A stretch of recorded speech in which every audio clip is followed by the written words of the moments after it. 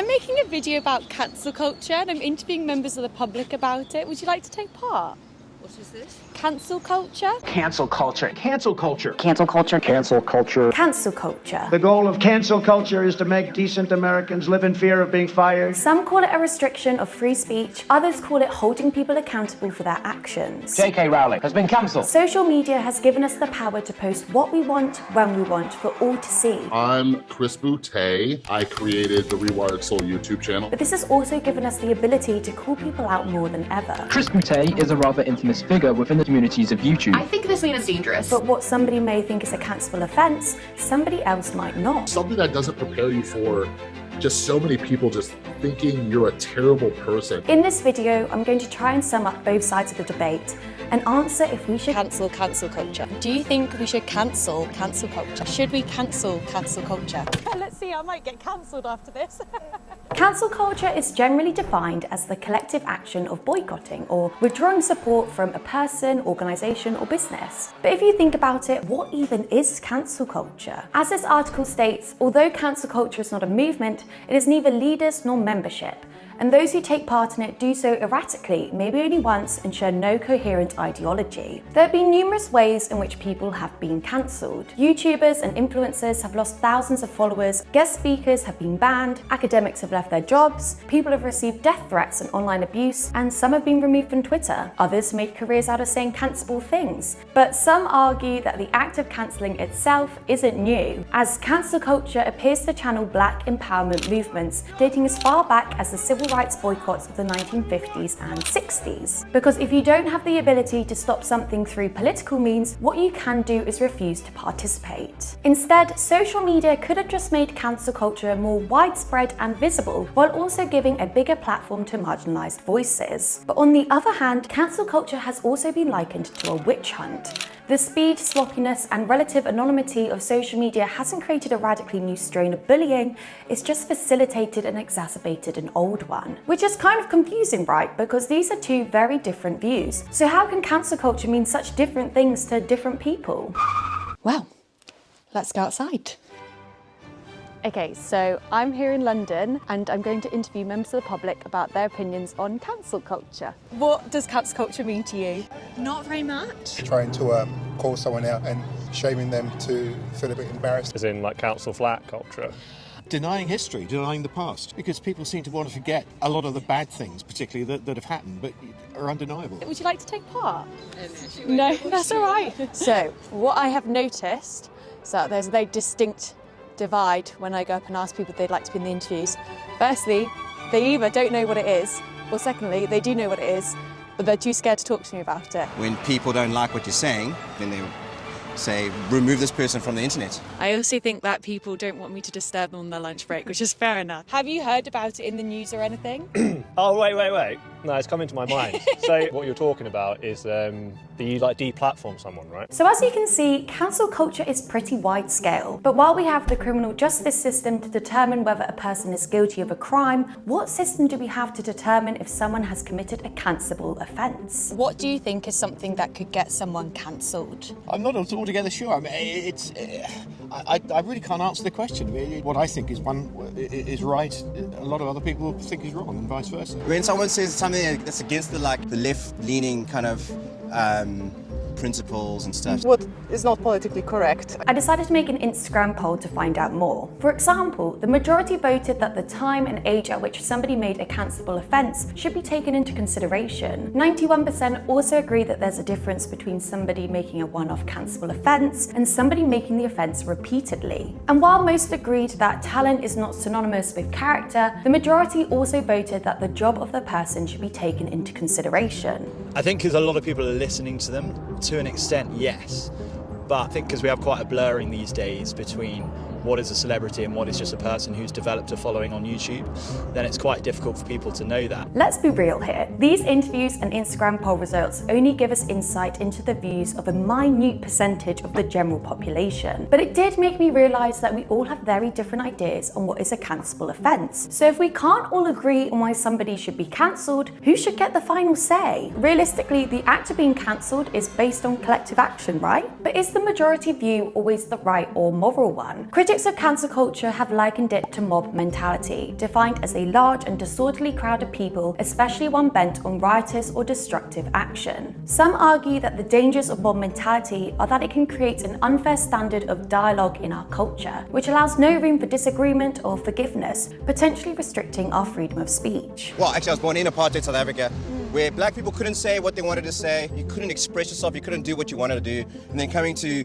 a free country, the West, where people are living and trying to force people not to say what they feel. And obviously it's within reason, but even that reason, like, it's hard. I don't think it's a thing that should be legislated. As I found in my poll, 80% said that cancel culture scared people into following the majority moral view. But on the other hand, if you use your platform to voice a controversial opinion, are you really that surprised that other people will also use their platform to voice their outrage in response? Is that not freedom of speech? And interestingly, research found that there were notable political divides in our opinions on this. The Pew Research Center conducted an online survey of over 10,000 Americans, which found that conservative Republicans who had heard of the term were more likely to see cancel culture as a form of censorship. On the other hand, Democrats are far more likely than Republicans to say that calling people out on social media for posting offensive content holds them accountable. But does it actually hold people accountable? As this article states, it's instructive that for all the fear that cancel culture elicits, it hasn't succeeded in toppling any major figures, let alone institutions. While some celebrities have been effectively cancelled, how many have bounced back? And how do we know if they've genuinely changed? As this article quotes, we have to get honest with ourselves about whether calling out and cancelling gives us more than a short-term release of cathartic anger. And some would argue that cancel culture has been taken too far. Critics have argued that under the banner of accountability, we're accepting public shaming and bullying as acceptable behaviour. And 62% said that they'd done something that could potentially get them cancelled. So do we just have too much of a high standard for others, especially those in the public eye? How do we know that our beliefs and actions today won't get us cancelled in the future? So I think sometimes it can come down so heavily on them from like just a social media backlash that they then don't get a chance to kind of explain their side of the story and where they were coming from at certain points. It's not always a black and white issue, right and wrong. But what about the well-being of the victims? Maybe mob mentality is just an excuse to disregard the people targeted and genuinely hurt by the offence caused, preventing accountability. Maybe being cancelled is yet another example of the saying, when those with privilege are faced with equality, to them it often feels like oppression. But there's one side of this debate we haven't even looked at yet, the experience of being cancelled yourself. Hi!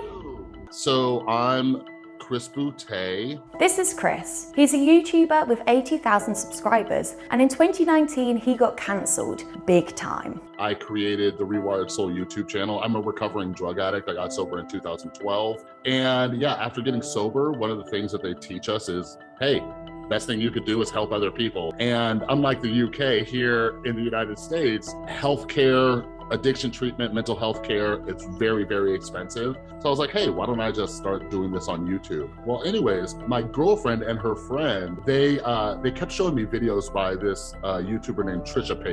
And I'm like, what the hell is going on? Back around this time, Trisha was dating Jason Nash.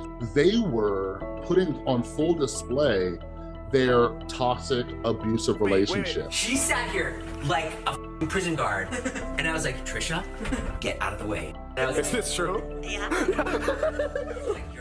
go, I'm calling 911. She goes, good, do it. But then my girlfriend and and her friend, they kind of introduced me to the drama community. Going back, I want to reach as many people as possible to help them. So I'm like, what if I kind of clickbaited people in thinking it's a drama video, since those get a bunch of views, but when they come in, I flip it. I'm like, hey, let's look at this and see what we can personally learn. And within 6 months, people really enjoyed that. And I went from like 10,000 subscribers to like 100,000. But anyways, that's when Trisha got wind and she made her infamous video. It like pisses me off so much. Like he does so many videos about me and Jason. And where I screwed up was I responded.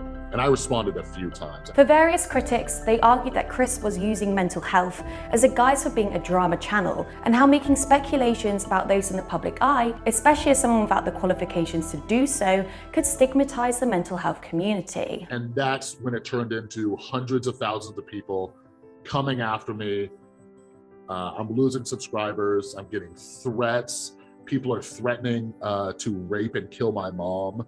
People are messaging my girlfriend, you know, I'm worried for my son. And how did that affect you? Like having all of that being thrown at you?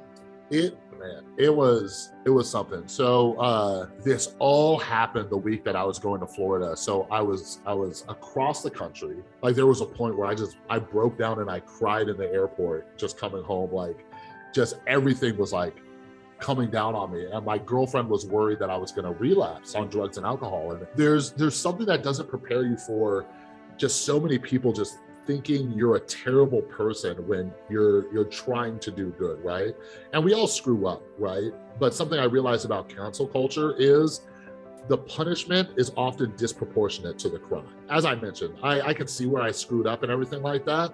But with cancel culture, it turns into this black and white thing where you're either good or you are just the worst person, and no matter what happens to you is justified. So threats, telling you to kill yourself, telling your family, you know what I mean? Like all of that becomes justified. It also affected me financially, right? I was doing YouTube full time. It was covering my bills and everything like that. And it virtually just went away. That was one of the most difficult years of my life. Like next month, it'll be 3 years since it happened, and there's still a ton of unanswered questions. It's still just as bad as it was 3 years ago, you know, so it doesn't seem like we're making progress.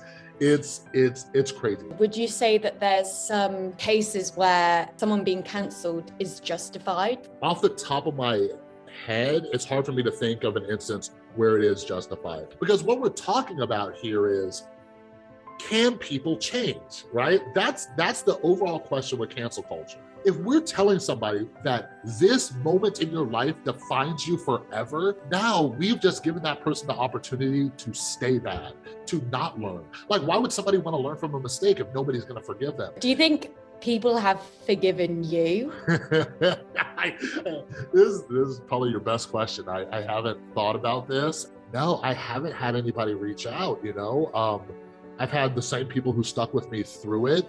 A lot of the people I haven't talked to since. I'm very fortunate and grateful and honestly surprised how many guests I have on my podcast, because for a while I was nuclear. You typed in my name into Google or YouTube, people saw and they're like, nope, I don't want anything to do with you, you know? So I think this draws me on to the big question. Should we cancel culture? Do you think we should cancel culture? Yes, definitely. Yeah? Bloody ridiculous. No. I think pointing out people's mistakes and what they should be improving is a good thing. I think so. I think what's really missing is a place for people to learn and reflect and realise actually maybe what I said was wrong, and give people that opportunity to sort of repent and change and move on. And if you think about it, how could we even cancel culture? Isn't that also restricting our freedom of speech? How would we even do that?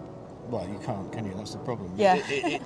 It's all, things go online and they gather their own pace, don't they? Every time I start researching for a new video, I always tell myself to pick an easier subject. But here we are. I don't know about you, but I feel like this video's answered no questions and instead has prompted a million more that needs to be answered. I've only briefly covered one small section of cancel culture, yet in itself, it's been incredibly complex, which can only demonstrate how vast and multi-layered this whole thing is. I think this kind of all comes back to the centuries-long debate of moral philosophy. Is knowing right from wrong innate, or is it a social construct? Who should get to decide, and what punishment is deserved? I guess the one thing I do know for certain is that cancel culture isn't going away anytime soon.